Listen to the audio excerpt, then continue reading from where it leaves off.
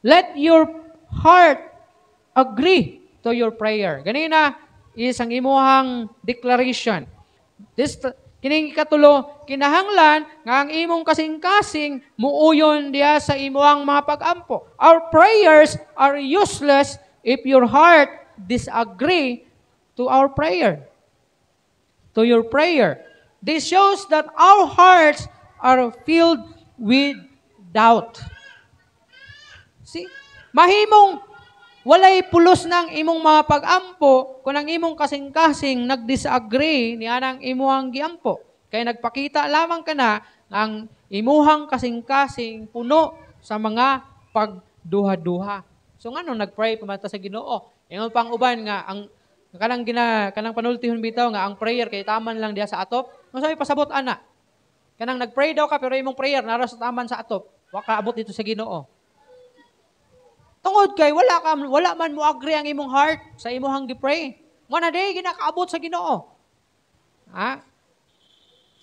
But pasabot dili ginadunggon sa Ginoo, dili na pamatiyon sa Ginoo because nagduha-duha ka man. Mo nang kung mag-pray ta sa Ginoo, ayo pagduha-duha in Mark chapter 11 verse 23. I tell you the truth, if anyone says to this mountain, go, throw yourself into the sea, and does not doubt in his heart, but believes that what he says will happen, it will be done for him. Kini nga gisulti diri kini ang klarong imposible. Kini ang klaro nga imposible kayo. Limang ka ingon ang Ginoo kung naa daw kaninyo musulti nga mumando ang bukira nga balhin og laing nahimutangan, kini mahitabo kung ikaw mutuo. Di ba, imposible kayo? Pero, mao ni ang gingon sa Bible. Kung kaya di ay, basta mutuo lang ka, basta muuyon lang imong heart na mahitabo ang imong gipray, bisan pag-unsa ka imposible, kaya na tubagon sa Ginoo. Kaya niya ihatag kanang imong gihangyo diha kanimo. Imposible man kayong ibalhin sa Ginoo ng bukid. Pero muna ang gingon sa Bible. Kaya gani niya buhion ang patay. Diha sa mga minatay. Kanapakahang imong problema, kanapakahang imuhang mga pangamuyo sa Ginoo, balatian, kawalat doon. Kaya gani ibalhin ang bukid, basta mutuo lang ang mao nga nag-ampo sa Ginoo. Samot na lang imuhang gamay kayong problema. Ha? Samot na lang, kawaladon lang, balatian lang. Kaya gani sa Ginoo buhion ang patay. So kung kaya sa Ginoo buhion ang patay, kaya pod niya nga ayuhon samot ang imuhang balatian. Kung kaya ibalhin sa Ginoo ang bukid basta mutuo lang ang tao nga nag-ampo ni ana, kaya pod na bungkagon sa Ginoo ng bukid nga mga problema nimo. Padayonon nato. In verse 24, therefore, I tell you, whatever you ask for in prayer, believe that you have received it, and it will be yours. So, sa bisan kinsa, o bisan unsa daw ang imong gipangayo, diya sa mga pag-ampo, tuhi, o kini imong madawat. Ang importante lang, when you pray diya sa Ginoo, tuuhan nimo nga madawat nimo na siya. I remember sa una, dari sa church, sa diha nga kuan pa lang ni, nag-send si JJ ganina, di ba, katong sa video nga, gamay pang instrument, katong isa pala kabuok. Okay na ganito, arang-arang na to. Unlike katong bag-o pag-idri I remember sa una, nato'y kasit dri Di ba, nato'y nga daot, tuktukon pa nimo katong munay tape, murag gibilin to Pastor Basad dri siguro. Oh. Pero walay mic, kay wala may mic. Gibilin, gidaman to tanan. Oh. Walay himnal. Ang gibilin nga himnal ato katong mga gisi. Ha? Pero gisi ito, kay katong mga yelo dia, na-acquire man to nato. Pero gipangdalang Pastor Basad katong new hagi diri pati tong pudyum. Itong inani, dala niya sa bukid. Wala to diri May mga gamit katulang kasit diri Unya, akapila, wala to'y guitar. Atod nga naka-acquire ko og guitar, mao to nga gihangyo na ako sa genre. Nya dugay pagay kay genre mo naanhi simbahan. Sige lang pastor. Yango-yango lang ba? Matro ko. Pero wag yun, di kan manis genre. Pataba si Rian, apil-apil na to sa nga, to. Antod nga dito na ni gana si John Ray kay nabot man to si Crystal. Oh.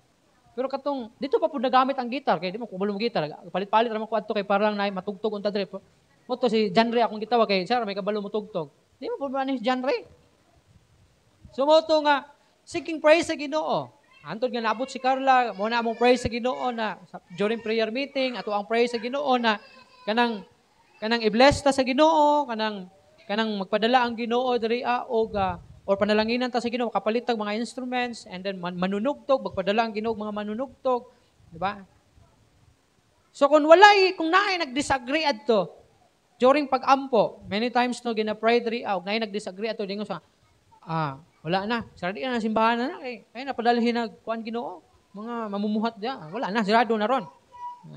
So, because kay nag-agree ang matag usa, mituo og kanang gideclare niya hinungdan nga na hinay-hinay ato agad nadawat ang ato ang gipangamuyo diha sa Ginoo. Mana nga ang uban sa inyo nakabalik hinay-hinay, jay nakabalik. Ito, nakabalik ito ginawa man Si Dawan, ito, nakabalik mas Dawan, kaya dili man gini taga New Hope ni si Dawan, taga one way man Ha? Ni ani siya kadali, tapos nawa, kaya natug tagom. Mutong nabalik na po. Sa artisa, dili gina sa artisa, pero nabalik gid siya, nawa na sa atong pagpanarbaho niya, nabalik siya. Katong na pong naminyo na po siya. Huwag ang matag-usa, na nakabalik diri ang uban nangabot diri So ang tanan tubag sa mga pag-ampo nato diha sa Ginoo. Pagbalik jay kadala siya og kuan sa kuban mo to nga naapil og tugtog. So mana grasya sa Ginoo ang tanan. Nadugang si Desiree naapil. Mo na nga tubag sa mga pag-ampo tanan aron nga magpadayon ang buluhaton ug ang matag usa kanato nahimong panalangin niini nga iglesia mutuo mo ana. Dapat butuo mo na nahimo mong panalangin aning nga iglesia. Nang naabot mo diri naabot ta diri kay di man pud ko taga diri. Naabot ta diri kay may mga purpose ang Ginoo sa ato ang mga kinabuhi. Si Carla di man pud na taga diri. So, nay katuyuan ang Ginoo. Ingon niya diri kung mag-ampo ta sa Ginoo, bisan unsa na itong pangayon sa Ginoo, basta mutuo lang ta, maangkon nato ni tanan. If our hearts are full of God's words, our hearts will agree to what we pray for. But if our hearts are full of doubts, our hearts will always disagree to our prayer. So muna para dili maka-penetrate ang pagduha-duha diha sa imong kasing-kasing, punon nimo sa word sa Ginoo. Para kung mapuno sa word sa Ginoo ang imong heart, muuyon na siya sa imong prayer. Mutuo na, mudawat na nga ang imong mga pag-ampo is kinahanglan tubagon sa Ginoo. So before mato sa tuang mga alampuanan, ang 1 Corinthians 1:10 nag-ingon, I appeal to you, brothers, in the name of our Lord Jesus Christ, that all of you agree with one another, so that there may be no divisions among you, and that you may be perfectly united in mind and thought. So kinahanglan nga aduna gitay panaghiusa para walay division nga ni kanato. Aron sa ingon ni ana,